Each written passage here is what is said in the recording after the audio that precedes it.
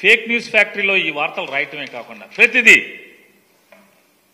Tadepalli camp office గురించి, Tadepalli camp office palace అని మాట్లాడతాడు లోకేష్ గారు మాట మాటకి. తాడేపల్లి ప్యాలెస్.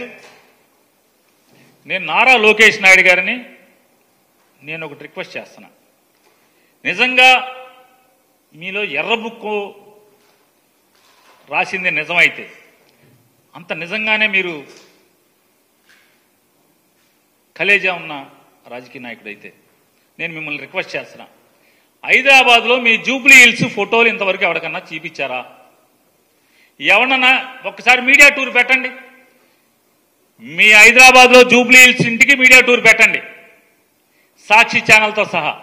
అలాగే జగన్మోహన్ రెడ్డి గారి ఇంటికి కూడా మీడియా టూర్ పెడదాం, లేదా ఒక రిటైర్డ్ జడ్జితో వాల్యుయేషన్ కట్టిద్దాం, ఒక టీం వేద్దాం, గవర్నమెంట్ నుంచి ఒక టీం వేయండి. మీ ఇంటి ఖరీదు, మీ ఇంటి బయట గోడల ఖరీదు, మీ ఇంటి గోడలు ఎంత ఎత్తున్నాయి, మీ ఇల్లు ఎంత విశాలంగా ఉంది, ఎన్ని వేల చదరపు అడుగుల్లో హైదరాబాద్లో జూబ్లీ హిల్స్లో మీ గడిచిన 2000 ఓడిపోయిన కాంచి 2019 నుంచి 24 దాకా మీరు, మీ నాన్నగారు, మీ అమ్మగారు, మీ శ్రీమతి గారు, మీ అబ్బాయి గారు కాపురం ఉన్నటువంటి ఇల్లు విలువెంత, ఇంట్లో వాడిన రాయేంటి, జగన్మోహన్ రెడ్డి గారి ఇంట్లో వాడిన రాయేంటి, దాని విలువెంత, దీని విలువెంత, జగన్మోహన్ రెడ్డి గారి ఇంట్లో బాత్రూముల్లో కానీ లేకపోతే ఆయన ఇంట్లో కానీ వాడుకునే సామాను విలువెంత, మీ ఇంట్లో సామాను విలువెంత, జగన్మోహన్ రెడ్డి గారి ఇంట్లో సోఫాలు ఖరీదెంత, మీ ఇంట్లో మీరు వాడుతున్న సోఫాలు ఖరీదెంత, ఆడిట్ చేద్దాం రండి.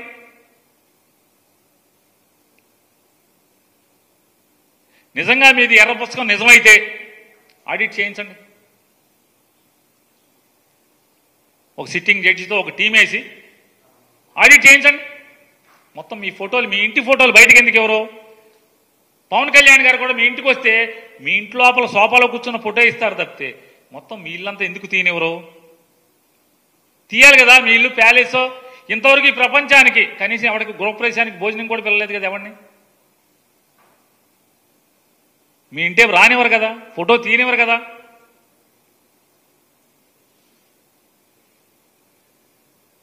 ఈ రకమైనటువంటి మీరేమో రాజమహల్లో ఉంటారు, మీరు ఎన్టీ రామారావు గారు మనవడ పని పేరు మీద రామారావు గారిని ఏమో కొల్లబొడిచారు, రామారావు గారిని ఏమో ఎన్నో అవమానాలు చేశారు, అన్ని చేశారు, మీద చెప్పులేశారు, అధికారాన్ని లాక్కున్నారు. పాపం అన్యం పుణ్యమైనటువంటి చిన్నపిల్లడు మనస్తత్వం. అతనికి ఎన్ని అంటగట్టారు, వయాగ్రా వాడుతున్నాడని. 70 ఏళ్ల వయసులో వయాగ్రా వాడతాడా ఎన్టీ రామారావు గారు? ఎన్ని వార్తలు రాయించారు, ఎన్ని దూషణలు.